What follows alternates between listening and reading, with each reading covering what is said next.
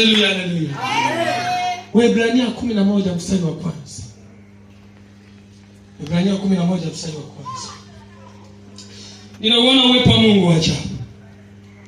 Kwa mara ya kwanza kuingia kwenye madhabahu hii, Mungu amekusudia jambo jipya. Amina. Waebrania 11 mstari wa kwanza.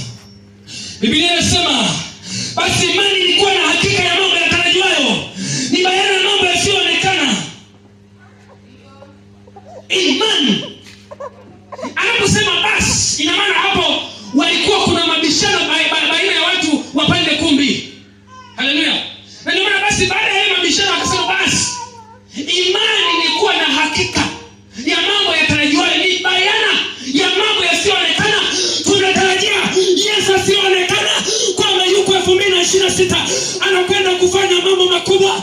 Yes, sijaona mtu akishangilia bali ipaka kabisa ndani ya imani. Sijui amechukia, sijui au niendeke nyumbani tu. Hapana. Nimeitwa niseme neno la Bwana. Sitaogopa. Wacha wameshandege, sikia. Yuko Bwana ambaye anamaliza kila kinachojinua kinyume cha elimu ya Kristo. Haleluya, haleluya.